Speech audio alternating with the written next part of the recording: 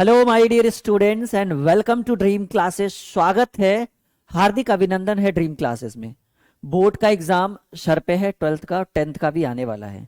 ऐसे में बच्चों के मन में बहुत सारे सवाल आ रहे होंगे कि पता नहीं किस तरह से हम अपना बोर्ड का एग्जाम देंगे, पता नहीं पास करेंगे फेल करेंगे, कैसा क्वेश्चन आएगा, कॉपी आने के बाद क्या करेंगे, कैसे लिखेंगे। इन सारी बातों को लेकर अगर आप परेशान हैं तो मैं आपको सजेस्ट करता हूं कि आज की इस वीडियो को स्टार्टिंग टू एंड तक एक सेकेंड भी पलक झपकाए बिना झपकाए जो है आज की इस वीडियो को आप देखिए, क्योंकि आज की इस वीडियो में हम आपको बताने वाले हैं कि जब आप अपने घर से निकलेंगे, सुनिए मेरी बात, जब आप अपने घर से निकलेंगे कहां, फाइनल बोर्ड एग्जाम के लिए एग्जामिनेशन हॉल की तरफ जब जब आप रुख करेंगे तो क्या होना चाहिए, आपका मनसा, आपकी मनसा क्या होनी चाहिए, आप हॉल पे पहुंचकर क्या करेंगे। उसके बाद जब हॉल के अंदर प्रवेश करेंगे, एग्जामिनेशन हॉल में प्रवेश करेंगे, तो आप अपना सीटों का चयन कैसे करेंगे, किस तरह से आप अपना सीट ढूंढेंगे। और सबसे बड़ा सवाल, सबसे बड़ा टेंशन कि भाई जब क्वेश्चन पेपर और कॉपी आ जाएगा तो हम उस क्वेश्चन पेपर को, कॉपी को किस तरह से लिखेंगे ताकि हम जितना लिखे उतना फुल मार्क्स हमें मिल जाए। इन सभी बातों को लेकर आज की ये वीडियो हमने आपके लिए बनाया है। और ये टॉपिक बहुत ही गंभीर टॉपिक है। उम्मीद है कि जो डरा सहमा परेशान है वो इस वीडियो को देखकर अपने अंदर का जो डर है वो सब बाहर निकाल देगा। और यकीन मानिए कि ये वीडियो आपको सफलताओं की ओर लेकर चलेगा और जितना आपने सोचा नहीं था उतना मार्क्स ये वीडियो आपको दिलाएगा। आधे घंटे की ये वीडियो आपको सफलता की ओर लेकर जाएगी और पूरी टीम, ड्रीम क्लासेस की पूरी टीम का ये सोचा समझा, ये पूरा तैयार किया गया कॉन्सेप्ट है कि भाई बोर्ड, देखो टॉपिक क्या है कि बोर्ड परीक्षा में कॉपी कैसे लिखे। सबसे बड़ा सवाल ये, देखिए होता क्या है कि बहुत सारे ऐसे बच्चे होते हैं जो घर पे आते हैं, कहते हैं कि हमने तो पूरा कॉपी भर दिया, सब लिख दिए, पता चला रिजल्ट आया तो भाई 50 नंबर आया, 40 नंबर, फेल हो जाता है सर। तो ये एक सवाल कि भाई पूरा कॉपी लिखने के बावजूद हमें पूरा नंबर क्यों नहीं मिलता है, और पूरा नंबर लाने के लिए हम अपनी कॉपी को किस तरह से लिखे, अपने आंसर्स को कैसे लिखे, अपनी गलतियों को कैसे सुधारे, इन सभी बातों पर यह वीडियो है। अगर आप छोड़कर जाते हैं तो समझिएगा कि बहुत बड़ी गलती आपने तो यहीं पे कर दी कि इस वीडियो को आपने पूरा नहीं देखा। कान खोलकर सुनिए, ये वीडियो जितना इंपॉर्टेंट है इसकी कल्पना आप नहीं कर सकते। और ये वीडियो बिल्कुल आपके लिए ही हमने बनाया है कि परेशान डरे सहमे छात्र कैसे अपने बोर्ड की परीक्षा में कॉपी लिखेंगे। और याद रखिएगा कि अगर आप इस वीडियो को पूरा देख कर जाते हैं ना तो कॉपी लिखने के बाद जब हम आपको तरीका बताएंगे वो तरीका 100% काम आएगा और फुल मार्क्स भी मिलेगा। और भाई हमने तो टारगेट भी बोल दिया 400 प्लस अंक लाने के लिए। हालांकि ये कहना और करना बहुत आसान है, कहना बहुत आसान है, करना बहुत मुश्किल है, फिर भी कोशिश रहेगी कि हम इतना क्रॉस करवा दे 2 से 3 दिनों में। चलिए शुरू करते हैं वीडियो को। 8 तरीका हम आपको बताएंगे कॉपी लिखने का, और एग्जामिनेशन हॉल तक जाते जाते क्या एक्टिविटी होना चाहिए, सेंटर में प्रवेश करते समय क्या एक्टिविटी होना चाहिए, इसके लिए लगभग 8 से 10 तरीके हम आपको बताएंगे। और टॉपर का भी यही करना, ये सारे जितने भी टॉपर्स हैं ना, पिछले 3-4 साल 5 साल के टॉपर, सभी से हमारी अच्छी खासी जान पहचान है। तो भाई हम बहुत सारे टॉपर से मिल चुके हैं, जो भाई डिस्ट्रिक्ट टॉपर है, कॉलेज टॉपर है, सबसे पूछा गया तो सर हम ये करते थे, ये करते थे, ऐसे लिखते थे। तो उन सभी बातों को सुनते हुए, और हमारा भी भाई खुद का मास्टर माइंड है इसके अंदर, रोने से तो अच्छा है, टेंशन लेने से तो अच्छा है कि आधा घंटा का वीडियो देख ले, मजा आ जाएगा। चलिए शुरू करते हैं। देखो पहला सवाल, फर्स्ट ऑफ ऑल हम क्या करेंगे, पहला टॉपिक एकदम कुछ नहीं, एकदम पूरा पेज जो है ना ब्लैंक रखा है हमने। पहला टॉपिक कि भाई देखिए आप लोग क्या करते हैं, पहले मान लो कि एग्जाम 10 बजे से, एकदम आधा घंटा कान खोलकर पलक भी नहीं झपकना चाहिए, पूरा देखो। पहले आप क्या करते हैं कि एग्जामिनेशन हॉल के पास जाते हैं, ठीक है, बाहर में खड़े रहते हैं, हजारों सैकड़ों की भीड़ रहती है, टेंशन रहता है कि पता नहीं ऊपर गया है, ऊपर सेंटर गया है कि नीचे वाला हॉल में है कि बरामदा में है, बरामदा में रहेगा तो चोरी करने में भी नहीं बनेगा। ऐसे सवाल आपके मन के अंदर बिल्कुल आप विचलित हो रहे होंगे वो एग्जामिनेशन हॉल के बाहर। तो सबसे पहला हमारा सजेशन क्या है कि देखिए बहुत सारे बच्चे क्या करते हैं ना कि अपने सीटों का चयन करने में बहुत टाइम लगाते हैं। पता चला उस हॉल में घुस गए, उस हॉल में अपना रोल नंबर देके ऐसे खोजते रहते हैं कि पता नहीं हमारा सीट कहाँ है, हमारा सीट कहाँ है, हमारा सीट कहाँ है, एडमिट कार्ड लेके ऐसे ऐसे करते रहते हैं। हम बोलना चाहेंगे कि आपका जो एग्जामिनेशन हॉल है, ठीक है, आपका जो एग्जामिनेशन हॉल है, उस एग्जामिनेशन हॉल के बाहर एक पर्ची, एक क्या होता है, एक पर्ची सटा हुआ रहता है जी, ठीक है। ये क्या होता है, एक पर्ची सटा होता है जिसमें रोल नंबर, ठीक है, रोल नंबर और रूम नंबर, ठीक है, रूम नंबर ये अंकित किया रहता है। तो सबसे पहला सजेशन हम आपको ये देंगे कि अंदर जाकर परेशान होने से बढ़िया है, सिंपल बात है, अंदर जाकर परेशान होने से बढ़िया है कि आपके एग्जामिनेशन हॉल के बाहर में जो पर्ची सटी रहती है उस पर्ची को आप देख लीजिए कि भाई हमारा रूम नंबर कौन सा है। और हाँ, ये भी दिया रहेगा भाई कि ग्राउंड फ्लोर पर है, फर्स्ट फ्लोर पर है, सेकंड फ्लोर पर, ये भी देख लीजिए। एक परेशानी से टेंशन मुक्ति मिल गया कि भाई रूम नंबर, फ्लोर, ये सब देखने की जरूरत नहीं है, डायरेक्टली घुस जाएंगे एकदम। ठीक है, चलो एक चीज क्लियर हो गया।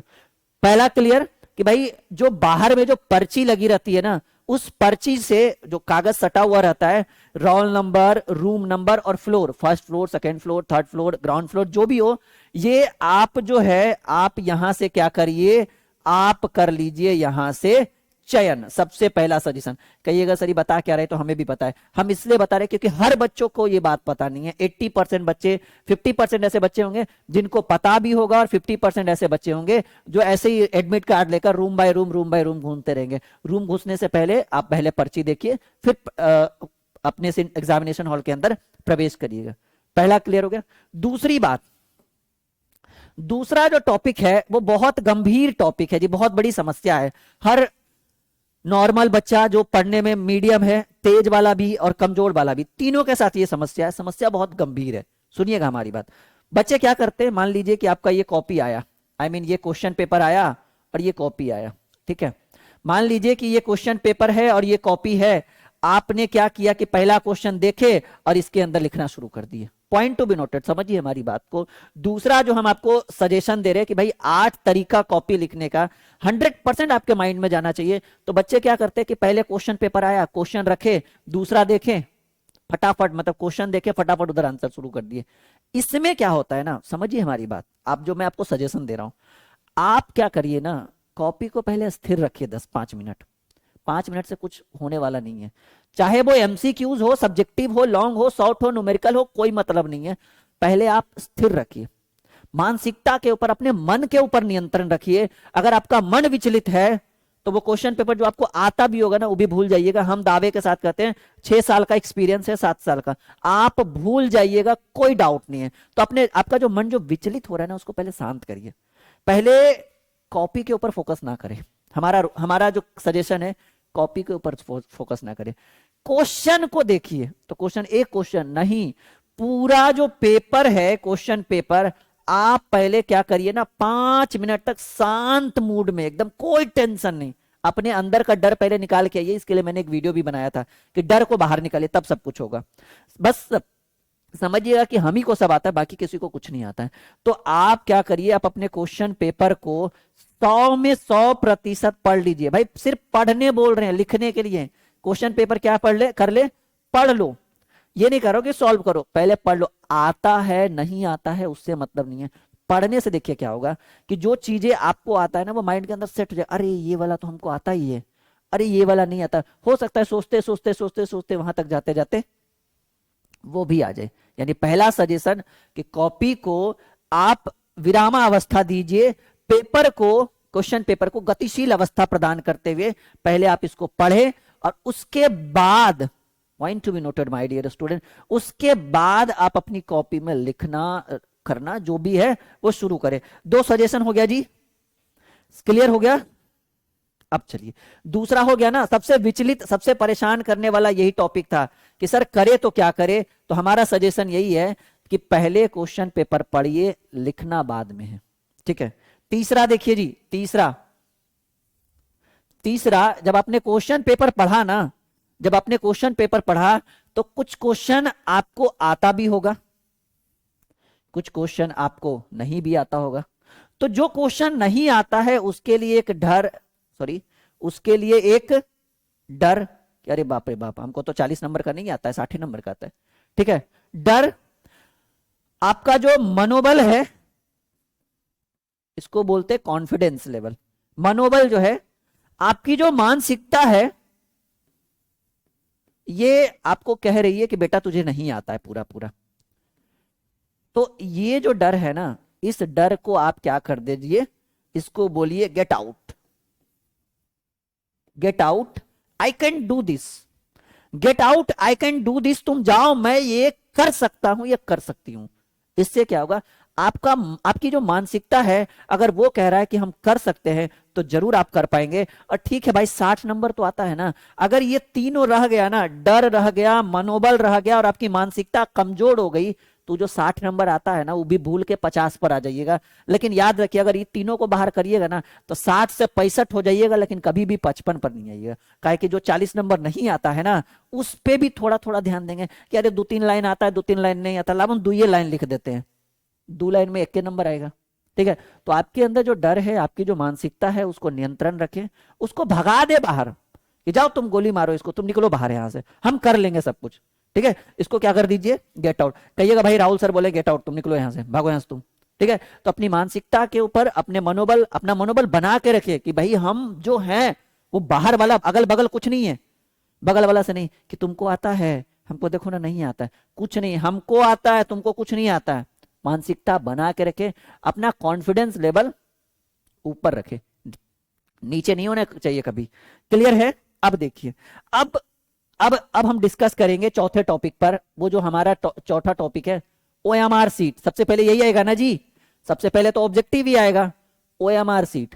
फर्स्ट ऑफ ऑल ये कैसे भरना है, बहुत सारा बच्चा याद रखिएगा कि एवरेज माना गया है कि 25 से 30% बच्चा जो है वो ओएमआर सीट में गलती करता है। एकदम कोई डाउट नहीं, 100 बच्चा में 20 बच्चा का ओएमआर सीट गलत हो, रिजल्ट पेंडिंग। सबसे बड़ा समस्या यही है, ओएमआर सीट गलती हुआ, रिजल्ट पेंडिंग। समझिए इस चीज को, मानकर चलिए कि आप पहले हम थोड़ा सा स्पेशल टाइम आपसे लेना चाहेंगे, समझिएगा इस चीज को। मान लीजिए कि ये है 0, ये है 1, ये है 2, ये है 3, ये है 4। ठीक है, और डब्बा कुछ इस तरह से बना हुआ है। समझिए ओएमआर सीट कैसे भरना है और कौन से पेन का प्रयोग करेंगे ज्यादा बेहतर रहेगा। ठीक है, समझिएगा इस चीज को, बहुत बहुत बेहतरीन ढंग से हम आपको सजेस्ट करेंगे। अब मान लीजिए कि ये आपका ओएमआर सीट है, आपका रोल नंबर है, मान लीजिए कुछ भी, अगर आपको मान लीजिए, ठीक है,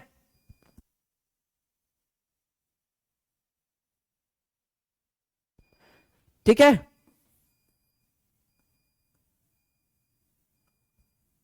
चलिए तो मान लीजिए कि ये आपका रोल नंबर है, हम रोल नंबर कुछ भी मान लेते हैं, मान लीजिए 3241, ये आपका रोल नंबर है। मानकर चलिए, रियल में तो नहीं है, मानकर चलिए कि ये आपका रोल नंबर है 3241। अब देखिए 3241 है तो पहले इधर से भी कर लीजिए, 0 1 2 3 जो भी है। ठीक है, ये मान लीजिए। अब मान लीजिए कि आपको ये वाला डब्बा रंगना है, सपोज दैट करिए, ये वाला डब्बा रंगना है, ये वाला डब्बा रंगना है और ये वाला डब्बा रंगना है। मान लीजिए ये 4 डब्बा आपको रंगना है। ओएमआर सीट कैसे रंगा जाता है मैं आपको समझाता हूं। फर्स्ट ऑफ ऑल कि सर ब्लैक पेन यूज करे या ब्लू पेन यूज करे। देखिए कहीं संविधान में नहीं लिखा हुआ है कि ओएमआर सीट ब्लैक से यूज करना है ब्लू से, आप दोनों यूज कर सकते हैं। लेकिन जो आपकी जो मशीन है ना, जिसमें ओएमआर सीट घुसने के बाद कर ऐसे करेगी और बाहर आती है, आपका कॉपी 10 सेकंड में चेंज हो जाता है, वो मशीन जो है वो ब्लैक पेन को ज्यादा अपनी ओर अवशोषित करता है, अट्रैक्ट करता है। मतलब जैसे आपने सुना होगा लाल रंग का तरंग धैर्य सबसे अधिक होता है और उसका प्रकीर्णन सबसे कम होता है, इसलिए लाल रंग जो है हमारी आंखों तक सबसे पहले पहुंचता है। खतरे का रंग निशान जो है वो लाल बताया जाता है। वही आपका मशीन का काम है कि मशीन जो है वो काले रंग को अपनी ओर ज्यादा अट्रैक्ट करता है, मतलब वो पहले दिखता है उसको। इसीलिए काले रंग वाले में क्या है ना कि थोड़ा छोटा भी रंगिएगा ना तो वो ओएमआर सीट में, मतलब वो आपके मशीन को कैप्चर कर लेगा मशीन आपका। और ब्लू वाला पूरा गाढ़ा से रंगना पड़ेगा, इसलिए अगर आप सजेशन करिए तो ब्लू ही रंगे। अब देखिए 3241, मान लीजिए कि 3 इसको रंगना था, हम रंग दिए बाय मिस्टेक ऐसे 2 को, तब तो कोई उपाय नहीं है, आपका रिजल्ट वहीं पे पेंडिंग। तो ऐसे कंडीशन में क्या करिए, आप क्या करिए ना, आप रंगिए नहीं, पहले वो ऐसे कर दीजिए, चलिए फिर ऐसे कर दीजिए, फिर ऐसे कर दीजिए, फिर ऐसे कर दीजिए, उसके बाद मिला लीजिए, बिंदु मार दीजिए। बिंदु नहीं कैप्चर करेगा आपका मशीन, बिंदु नहीं करेगा कैप्चर आपका मशीन। तो आप क्या कर लीजिए कि इतना करने के बाद जो है वो मिला लीजिए कि सब कुछ ठीक ठाक है ना। जब सब सही रहे उसके बाद ऐसे गोला लगाइए, एकदम गोल गोल ऐसे जो है ना। हालांकि हमारा तो पीला पेन है, लेकिन आपको ब्लैक या ब्लू यूज करना है, लेकिन ज्यादातर ऐसे। ठीक है, यानी हम आपको सजेस्ट करेंगे कि जब आप अपना ओएमआर सीट भरेंगे तो आप ऐसे पहले क्या करेंगे, बिंदु बना लेंगे, उसके बाद आप अपने ओएमआर सीट को भरना शुरू करेंगे। तो चौथा सजेशन कि भाई ओएमआर सीट पर फोकस पूरा होना चाहिए, यहां पर 100% नियंत्रण होना चाहिए। अगर आपका ओएमआर सीट गलत भरा गया तो आपने हिंदी में सुना है ना, बिहारी भोजपुरिया में कि गई भैंसिया पानी में, वहीं पे आपका रिजल्ट पेंडिंग और अगले साल की तैयारी के लिए आप शुरू हो जाइएगा। ठीक है, तो सबसे बड़ा इंपॉर्टेंट टॉपिक कि भाई आप अपने ओएमआर सीट पे पूरा फोकस करें, गलती बिल्कुल भी नहीं होनी चाहिए, इस चीज को याद रखिएगा। ठीक है, अब देखिए सबसे बड़ा इंपॉर्टेंट बात कि पांचवा हो जाएगा ना जी, ये आपका पांचवा हो जाएगा, जस्ट अ सेकंड, पांचवा, हाँ पांचवा टॉपिक आपने सुना होगा एक वर्ड, चौथाई। नाम सुना है? कहिए सर नाम तो सुना ही है हमने। क्या है जी? चौथाई। आइए इसके ऊपर डिस्कस करते हैं। मान लीजिए कि ये आपका कॉपी है, ठीक है, ये आपकी कॉपी है, तो आपको चौथाई का मतलब होता है 1/4 भाग। 1/4 भाग, यानी इस कॉपी को अगर हम 4 एरिया में बांटते हैं, 1 2 3 4, हालांकि आप बराबर बराबर बांटिएगा, तो ये वाला भाग जो है इसको क्या करना है? छोड़कर लिखना है। अगर छोड़कर नहीं लिखिएगा ना तो यहां से नंबर क्या है? नंबर कटेगा, कटा है जी, ठीक है, नंबर क्या है? कटेगा। यानी हम आपको सजेस्ट करते हैं कि आप अपनी चौथाई जो है वो छोड़कर ही क्वेश्चन को बनाना शुरू करे, आई मीन सॉल्यूशन करना शुरू करे। तो सबसे बड़ा इंपॉर्टेंट टॉपिक है, यहां अगर ये काम आप नहीं करते हैं, चौथाई अगर नहीं छोड़ते हैं, तो आपका नंबर 100% कटेगा। और जो सबसे बड़ी गलती है वो आपका ओएमआर सीट के बाद दूसरी सबसे बड़ी गलती यही है कि भाई बच्चे चौथाई नहीं छोड़ते हैं। ठीक है, यहां तक क्लियर है? सभी बोलेंगे पहले एक बार, बच्चे क्लियर है जी? चलिए, छठा जो टॉपिक है वो है हैंड राइटिंग। हमारी इतनी अच्छी नहीं है पर आपकी अच्छी होनी चाहिए। हैंड राइटिंग और पैराग्राफ। देखो भाई, ये दो चीजें बहुत जरूरी है। जरूरी नहीं कि हर बच्चे की हैंड राइटिंग अच्छी ही हो, समझिए इस चीज को। जरूरी नहीं है कि हर बच्चे की हैंड राइटिंग अच्छी ही हो, जरूरी नहीं है कि हर बच्चे की हैंड राइटिंग खराब ही हो। यानी इस बात पे आप ध्यान दीजिएगा कि आपकी हैंडराइटिंग अच्छी हो या खराब हो उसके ऊपर निर्भर नहीं करता है। आप क्या लिखेंगे? आप लिखेंगे गोल गोल अक्षरों में। कैसे अक्षरों में? जैसे हमारा लिखा हुआ है, देखो हमारी हैंडराइटिंग खराब है फिर भी हम अच्छा लिख रहे हैं मिला जुलाकर। कैसे लिखेंगे बच्चों? गोल गोल अक्षरों में। और साथ ही साथ याद रखिएगा कि भाई अशुद्धियों के ऊपर ध्यान दीजिएगा, अशुद्धियां कम हो, ठीक है, अशुद्धियां जो है वो कम हो।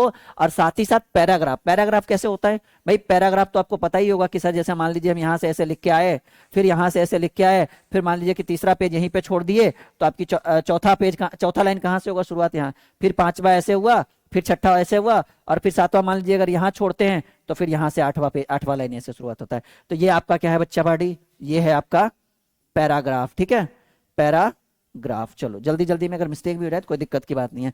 तो ये जो है छठा जो है वो हैंड राइटिंग, इसके ऊपर पूरा नियंत्रण होना चाहिए। जरूरी नहीं है कि आपकी हैंड राइटिंग अच्छी और रगड़ रगड़ के लिख रहे जो मन में है, ठीक है, कर्सी वर्सी उतना नहीं लिखना, दिखावा नहीं करना, शो ऑफ नहीं करना। अगर शो ऑफ करना होता तो हम पीडीएफ बना के ये क्लास करवाते, ये वीडियो रिकॉर्ड करते। देखो कितना प्यार से एकदम ब्लैंक पेज के ऊपर ला के एकदम बेहतरीन ढंग से कर रहे हैं। ठीक है, तो शो ऑफ नहीं करना, दिखावा करना जो है वो अच्छा नहीं है। ठीक है, चलो 6 टॉपिक तो क्लियर हो गया। अब हम लोग 7वें टॉपिक के ऊपर आते हैं। ठीक है, 7वां टॉपिक है कि बहुत सारे बच्चे क्या करते हैं। 7वां टॉपिक है जो बहुत सारे बच्चे जो गलती कर बैठते हैं, वो 7वां टॉपिक है कि फर्स्ट पेज। कहिए सर ये क्या है? What is this first page? आपके कॉपी का, आंसर शीट का यानी कॉपी का पहला पन्ना। बहुत सारे बच्चे क्या करते हैं कि अपनी कॉपी का पहला पन्ना भी जो है ना, ये उस पे भी लिख देते हैं। ये गलत चीज है। फर्स्ट पेज को जो है वो आप छोड़कर लिखें। याद रखिएगा कि हमारा सजेशन है कि जो आपका पहला पन्ना है उसको छोड़कर आप दूसरे पन्ने से आरंभ करिए और बिल्कुल बेहतरीन ढंग से लिखिए। यानी फर्स्ट पेज, कॉपी का जो पहला पन्ना है उसको छोड़ दीजिए। जो आपका जो फर्स्ट जिसमें रोल नंबर रोल कोड लिखा रहता है उसके जस्ट पीछे वाला जो पन्ना है उसको छोड़ दीजिए। आप अगले पन्ने से शुरुआत करिए, कोई दिक्कत नहीं होगा। ठीक है। तो फर्स्ट पेज जो है ये आपके लिए बहुत इंपॉर्टेंट रहेगा, उसको छोड़कर करिए तो ज्यादा बढ़िया होगा।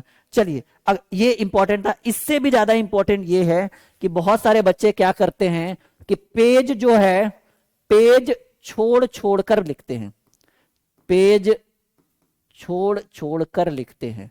ये गलत चीज है। जैसे मान लीजिए कि फर्स्ट पेज में लिखते हैं, सेकेंड लिखा, फिर थर्ड छोड़ दिया, फोर्थ में चले गए, फिफ्थ में चले गए, फिर फिफ्थ छोड़ के सेवेंथ में चले गए। उससे क्या होगा ना कि आपका जो कॉपी चेक करने वाला एग्जामिनर या कॉपी चेक करने वाला जो होगा ना, वो हो सकता है उसको लगेगा कि अगला पेज में कुछ लिखा हुआ ही नहीं, सादा है, तो वो आगे बढ़ेगा ही नहीं। इसलिए याद रखिएगा कि आप अपने कॉपी में पेज छोड़ छोड़ कर नहीं लिखें। एक भी पेज, एक भी पन्ना गायब ना, मतलब ब्लैंक ना हो। और ब्लैंक हो, मान लीजिए कि अगर कोई पेज ऐसे बीच में छूट जाए, सबसे बड़ा इंपॉर्टेंट बात हमको ये बताना चाहिए था, मैं भूल रहा था, कि मान लीजिए कि कोई पेज, जैसे मान लीजिए कि 2 पेज बीच में छूट गया बाय मिस्टेक, ठीक है। अब छूट गया भाई, एक पेज के पलटाने की जगह 2 पेज पलटा जाए, तो आप क्या करिएगा, ऐसे काट दीजिएगा और ऐसे काट दीजिएगा और नीचे लिख दीजिएगा आगे भी है। ऐसा मत सोचिएगा कि इतना लिखने से आपका नंबर कट जाएगा, कोई दिक्कत नहीं है। क्या लिख दीजिएगा भाई कि आगे भी है, ठीक है। ऐसे लिख के और आगे बढ़ जाइएगा, कोई दिक्कत नहीं, इससे आपका नंबर वगैरह में आपके कॉपी के ऊपर कोई इफेक्ट नहीं पड़ेगा। बहुत सारे बच्चे क्या करते हैं, कॉपी के ऊपर पैसे डाल देते थे पहले, वो सब काम मत करिएगा, कहीं नंबर कट ना जाए, ठीक है। तो वो सब चीजें, वो सब गलतियां मत करिएगा और टाइम पे अपने हॉल के अंदर प्रवेश करिएगा। जो आपका टाइम दिया हुआ है क्वेश्चन पेपर के ऊपर, इन्हें कि क्वेश्चन वायरल होगा, ऐसा सब कुछ दिमाग मत लगाना है, बस अपने ऊपर भरोसा रखिए, बढ़िया जाएगा एग्जाम, ठीक है, कोई दिक्कत की बात नहीं। आगे बढ़े, एक और टॉपिक है जो बहुत इंपॉर्टेंट है, और वो इंपॉर्टेंट टॉपिक है कि हाँ 10 टॉपिक कर देंगे जी, 10 टॉपिक कर देंगे। 9वां नंबर जो आपका टॉपिक है वो है कि नंबर, क्वेश्चन जो है, क्वेश्चन आंसर जो है, ये क्वेश्चन आंसर आपको नंबर वाइज, ठीक है, सीरियल वाइज आप इसको लिख सकते हैं, ठीक है। इसको क्या लिख सकते हैं, सीरियल वाइज, ठीक है, सीरियल वाइज। अब ये सीरियल वाइज कैसे, मान लीजिए कि आपको 1 नंबर आता है, 2 नंबर नहीं आता है, 3 नंबर आता है, तो 3 लिखिए। ऐसा नहीं कि 1 लिखे, फिर 5 लिखे, फिर 2 लिख दिए, फिर 7 लिख दिए, फिर 3 लिख दिए। तो हालांकि ये गलत तो नहीं है, ये भी सही है, ये भी सही है, लेकिन जो आपका कॉपी जांचने वाला है उसको लग जाएगा कि गधा को 1 आता था। आपको मैं नहीं बोल रहा हूं, जो ऐसा करेगा उसको बोल रहा हूं कि 1 आता था, 1 के बाद उसको 5 आ गया, फिर 2 नंबर कैसे आ गया, फिर उसको 7 आ गया, फिर तीसरा भी आ गया। मतलब ये क्या बात है, चोरी उरी तो नहीं कर रहा है लड़का। यानी आप क्या करिएगा, 1 के बाद अगर मान लीजिए 2 नहीं आ रहा है तो कोई बात नहीं, नहीं आ रहा है तो नहीं आ रहा है, 3, 3 के बाद 4, 4 के बाद मान लीजिए 6 आ गया तो 6 लिख दीजिए। 6 के बाद अगले प्रश्न को लिखने की कोशिश करें, पीछे ना जाए, ये ना होनी चाहिए। ये होने से जो आपका कॉपी चेक करेगा उसके माइंड में कुछ चलता है कि लड़का कहीं चोरी तो नहीं कर रहा है, कि 1 आया फिर 5 आ गया, तो फिर 2 कैसे आ गया इसको, फिर 7 आया, फिर तीसरा भी आ गया। तो जब 1 आया था तब 2 नहीं आया था इसको, और जब 2 आया था तब 3 नहीं आया था, बाद में कैसे आया। तो वहां पर नंबर कटने के चांसेस हो सकते हैं, मे बी उसके मन के ऊपर डिपेंड करता है, कुछ भी कर सकता है, इसलिए नंबर सीरियल वाइज लिखें। क्लियर है। एक आखिरी टॉपिक 10 नंबर जो बहुत इंपॉर्टेंट है, आपको एमसीक्यूज कितने दिए जाएंगे। आपको भी पता है कि सर एमसीक्यूज दिया जाएगा 70। बहुत सारा बच्चा क्या करता है ना, आओ ना देखा था 50 को आंसर दे देता है, ठीक है। आंसर कितना देता है, 50 दे दिया, कोई 40 दे दिया, कोई 60 दे दिया, अरे कोई तो मत पूछिए 70 में 70 मार के आ जाता है। वैसे बच्चों के रिजल्ट जो है वो पेंडिंग में आ जाते हैं, ये गलत है। आपको कितने आंसर देने हैं, जब बोर्ड खुद कह रहा है कि आप 35 का ही आंसर दीजिए, ठीक है, 35 का आंसर जो है, 35 क्वेश्चन का 35 ऑब्जेक्टिव क्वेश्चन का आंसर दीजिए, 36 नहीं जाना चाहिए। अब सवाल है कि मान लीजिए कि 1 आ रहा है, 5 आ रहा है, 6 आ रहा है, 8 आ रहा है, जो भी आ रहा है, तो आप 3 अटेम्प्ट में बनाइए इसके आंसर्स को, जो है वो 3 अटेम्प्ट में दीजिए। फर्स्ट अटेम्प्ट में आपको बताता हूं बच्चा, ठीक है, फर्स्ट अटेम्प्ट जो है, ठीक है, फर्स्ट अटेम्प्ट में, ठीक है, फर्स्ट अटेम्प्ट में आप क्या करिए कि जो 100% सजेस्ट क्वेश्चन है, सॉरी 100% जिसका आंसर आपको पता है, 100% एकदम खरा सोना हो कि भाई हमको 24 कैरेट की तरह इसका आंसर आता है, तो पहला जो मैं आपको सजेशन दूंगा कि आप फर्स्ट टर्म में वैसे प्रश्नों का सही आंसर दीजिए जो 100% आपको आता है, 1% भी इधर उधर नहीं। सेकेंड अटेम्प्ट में क्या करना है, ठीक है, सेकेंड अटेम्प्ट में क्या करना है कि जो, ठीक है, जो आपको 80% या समझिए जिसमें लग रहा है कि हल्का फल्का डाउट है उसी का आंसर दीजिए, और थर्ड अटेम्प्ट में 35 तक पहुंचाइए। और यकीन, जैसे मान लीजिए कि क्वेश्चन नंबर 5 जो है, ठीक है, क्वेश्चन नंबर 5 का आंसर आपने ए मारा, ठीक है, आपको डाउट था ए और बी दोनों में, मान लीजिए आपने ए मार दिया, तो ए मार दिया, तब कोई उपाय है? हो सकता है इसका आंसर बी हो, और बाद में आपको पता चल जाए अगल बगल से इधर उधर से कुछ भी होता है ना थोड़ा मोड़ा, तो बोल दे नहीं B is the right answer of this question. अब क्या करिएगा कि लो हमको तो पता था, हम बी मार दे। अब मान लीजिए कि अब देखिए अटेम्प्ट समझिएगा, मान लीजिए कि आपने क्वेश्चन नंबर 1 से 50 तक देखा, 1 से 50 तक देखे आप, और उसी में 35 क्वेश्चन डील कर दिए। 50 से 70 तक देखे नहीं, हो सकता है कि इसमें 10 को गलती हो, ठीक है, तो कंफ्यूजन क्वेश्चन था, मार दिए। तो आप 50 से 70 हो सकता है देखने के बाद आपको 10 क्वेश्चन जो है वो 100% आता था, तो वहां पर मार खा जाइएगा ना कि 10 को कंफ्यूजन मारने से बढ़िया है कि हम 50 से 70 वाला भी चेक कर लेते, हो सकता है कि हम कोई 10 में 10 हो जाता है। यानी 35 में 35 मार्क्स आने के लिए आप, इसीलिए तो मैं बोल रहा हूं कि ओएमआर आपका जो क्वेश्चन पेपर है पूरा पहले देख लीजिए एकदम शुरू से, अंदर 5 मिनट तक विरामावस्था में रखना है अपनी कॉपी को, उसके बाद शुरू करना है, ओएमआर सीट हो या कॉपी हो कुछ भी हो। तो ये वीडियो आपके लिए बहुत इंपॉर्टेंट रहा होगा, और समझिएगा कि जो आपके भाई बहन है, जो आपके मित्रगण है, अगर आपसे छोटे जो आपके सीनियर हैं, अगर 2023 में हमारे ड्रीम क्लासेस के साथ पढ़ना चाहते हैं तो ये है भाई सफलता बैच, सिंगल बैच भी, सिंगल सब्जेक्ट का भी बैच ड्रीम क्लासेस के लर्निंग ऐप के ऊपर है, वीडियो के डिस्क्रिप्शन में लिंक है। बच्चा को बोलिए ड्रीम क्लासेस का लर्निंग ऐप इंस्टॉल करने के लिए और बैच ज्वाइन करने के लिए। इस बैच के अंदर कुछ इस तरह की सुविधाएं, भाई ये फीस है इस बैच का, ठीक है, और कुछ इस तरह से हेल्पलाइन नंबर, ठीक है, आप इस नंबर पे कॉल या व्हाट्सएप करके हमारी टीम से, मैं तो नहीं रहूंगा पर हमारी टीम से आप बात कर सकते हैं, ठीक है, जो भी परेशानियां हैं वो हमारी टीम आपको सॉल्व कर देगी।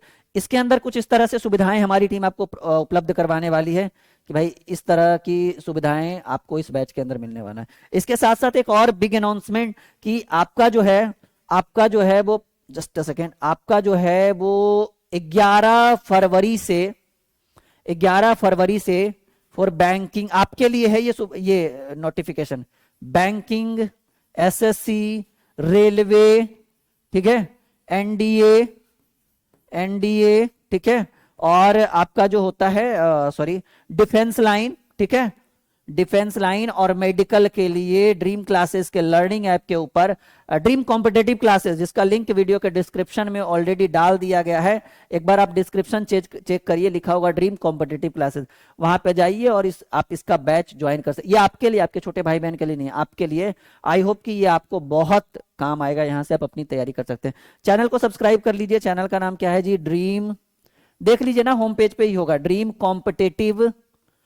कॉम्पिटेटिव क्लासेस, इसको सब्सक्राइब कर लीजिए और बैच आपका यहां से शुरू होगा। आई होप कि ये वीडियो अच्छा रहा, like share and subscribe the channel, ठीक है, और बेल आइकॉन दबा देना जी। Bye bye, take care and best of luck for board exam 2022।